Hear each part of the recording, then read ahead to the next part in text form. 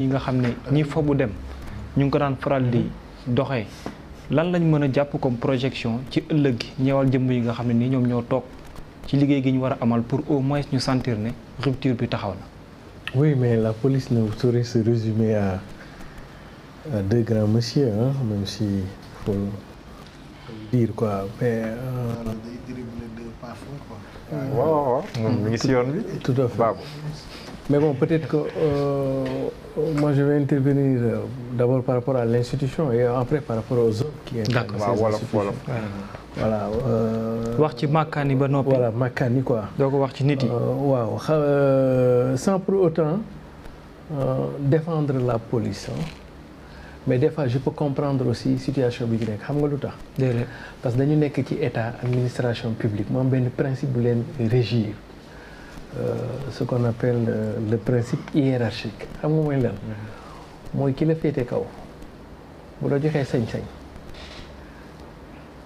amoo ci benn pexe bu dul jëfe loolu mooy première chose ki la féete kaw sañ laa jox dogal bu la joxee dogal amoo ci lenn lu dul jëfe mënoo sañoo bañ beneen bi mooy chez vous dans votre profession il y a ce qu'on appelle la clause de conscience su nga demee ba jàpp ni liñ may def loo sama conscience may ma ko bu la neexee mën nga ko bañ a def mais administration publique amul loolu surtout que on est dans un contexte où l'autorité politique commande l'autorité militaire et l'autorité de sécurité kon ñoom des fois je me pose la question je m'interroge dès lors que nous sommes dans l'administration qui est régie par le principe hiérarchique ñu jox leen dogal sur la chaîne de valeur ba muy agsi ci ñoom même ñoom bu ñu jàppee ni lii warul mën a nekk sax yan moyens nañu am pour mën a bañ loolu te bu ñu bañee loolu il peut engager la responsabilité administrative loolu mooy première chose.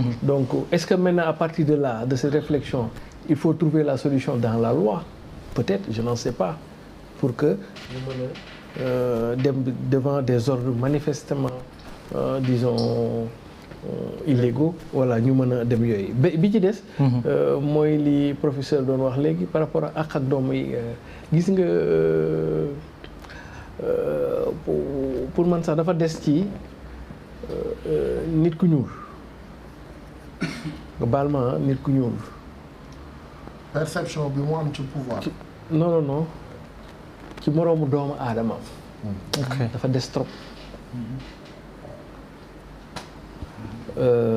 su ma koy jàngataat tuuti te pourtant ñun la waroon su ma ko doon jàngataat tuuti avec le recul ndax fi ñu jaar très bien ak fi ñu non même en temps kii sax bu ma koy jàngataat tuuti avec le recul dama naan boo demee feneen l'homme est une fin en soi boo ñëwee ci ñun la majeure partie l'homme est un moyen l'être humain c'est juste un moyen pour fondamentalement xam nga dañuy wax rek mais soo ko jàngatee bu baax suñu société africaine yi rawatina sénégalaise on est des sociétés individualistes et capitalistes en fait davantage qu'on est des sociétés bon ma ne pare moo tax ma xalaat benn instant ma ni bon pour prendre en question la dignité de l'être humain est-ce que léegi du ñu war a jóge ci logique commissariat de police pour dem dans des logiques de hôtel de police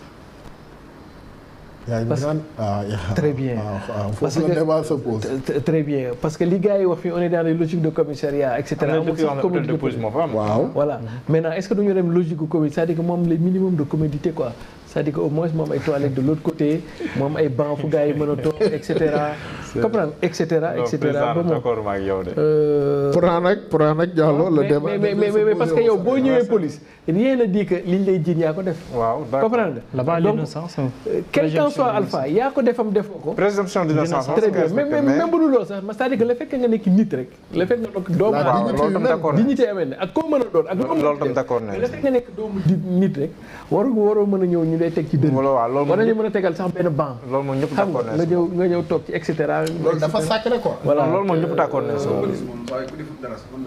voilà très bien dañuy xool rek kaso ba sax mën ngaa wax ne ku def am na ñu fa ne sax te ñi defut te ëpp ñi fa def waaw waaye police moom mën ngaa ñëw rek sax ñu lay déglu wala dara lu tuuti rek bàyyi la nga dem et puis beneen bi fi may daanelee en prenant la balle au rebond c'est-à-dire que ñun suñu police aussi ak suñu gendarmerie dañu am benn montée en puissance en termes de capital humain bu ngeen ko seetloo année yi passé police en général minimum BFEM moo la fay dugal ña fa nekk te amuñu BFEM ñu néew nañu gendarmerie fi ñu toll nii minimum c'est le baccalauréat moo lay dugal kii bi parce que da ngay def service militaire après def concours gendarmerie tey jii concours ñi daan def BFEM léegi ci def bac ñoo ko jël est-ce que comprendre concours yi daan def ay ENOA et cetera léegi ñu am ay maîtrise ñoo ko jël police bu njëkk ba dañu daan recruter niveau certificat mais avec la montée en puissance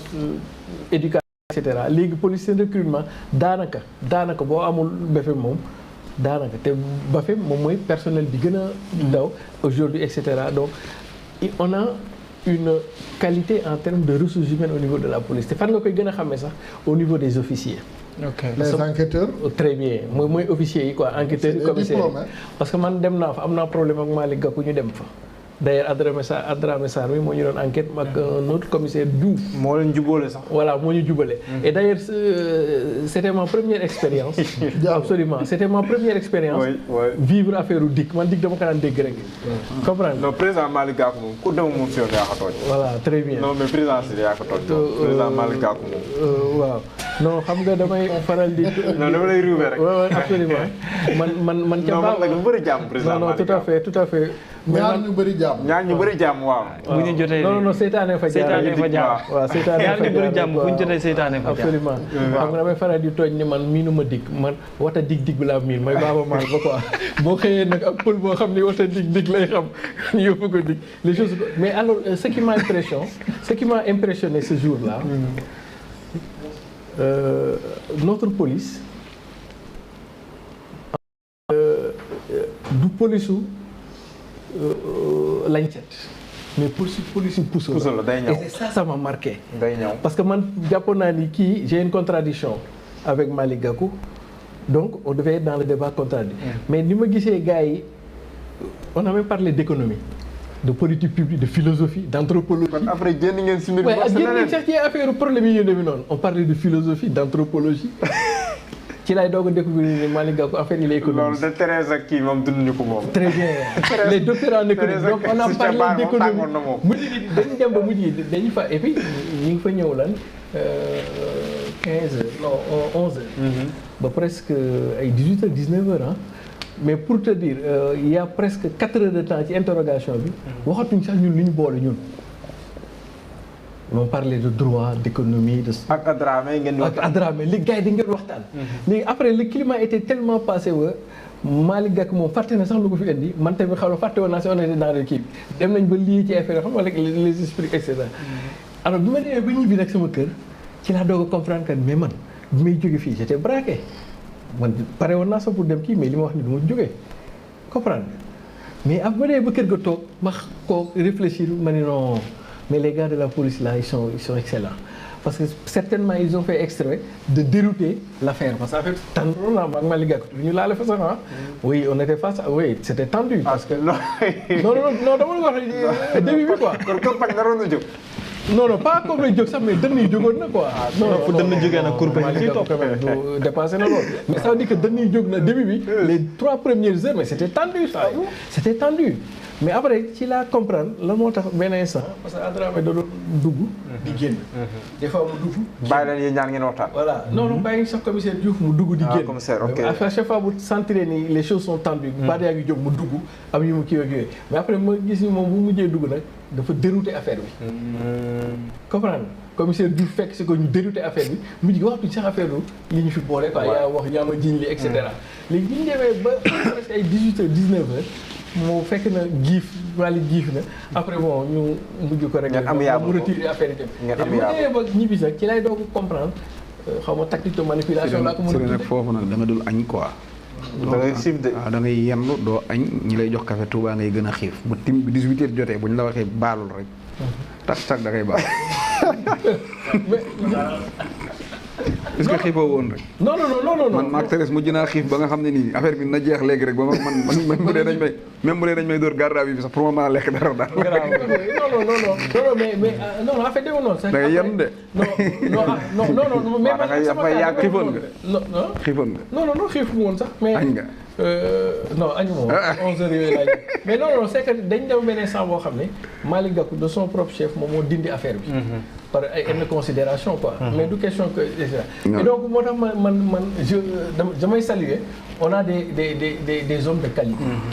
aussi bien au niveau de la police qu'au niveau de la gendarmerie mais man peut-être que fenn te foofu lay daanele pour man notre police nationale a accusé du retard dans la domestication de la technologie au service de sa profession gis nga tey technologie nu mu pénétrer gendarmerie nu mu ko peegee ba boole ko ci sécurité la sécurité globale pour man dafa xaw a des tuuti ci police la police est en retard et loolu moo tax il faut que les pouvoirs publics aussi jàppale la police dama jox benn exemple tey jii à l'heure des caméras tey jii boo demee Chine par exemple mais yenn contrôle yi sax amatul gars yi ñu ngi contrôler lépp xam nga et cetera c'est-à-dire que tey jii am na yu bëri yoo xam ne war nañ ko mën a numériser noonu lañ koy wax teg ay caméra de ci Sénégal dëkk bu ndaw la Dakar da nga koy dox Dakar de sud de long et cetera ça fait même pas 30 minutes c'est-à-dire que tey jii waroon nañu mën a intégrer dans la dimension sécuritaire les innovations technologiques la technologie à telle enseigne que pratiquement dinañ mën a am stratégie de maillage quadrillage affaire de vue et que tey jii la sécurité d'aujourd'hui et de demain au-delà de la loi va forcément intégrer la technologie te service bu la ko gën a mën a comprendre aujourd'hui notre gendarmerie l'a tellement bien compris que fi mu toll nii rek il y a un retard entre la gendarmerie et la police et il faudrait faire la mise à niveau de notre police. Monsieur Mansour tolloon nañ foo xam ne numéro 9 yaa ngi koy dégg moomoon benn relation de confiance boo xawoon na wàññeeku tuuti entre police ak askan wi ndax jàpp nga ne avec vaste mouvement bi nii mën na tax ñu rétablir relation de confiance bi war a dox si diggante askan wi ak police.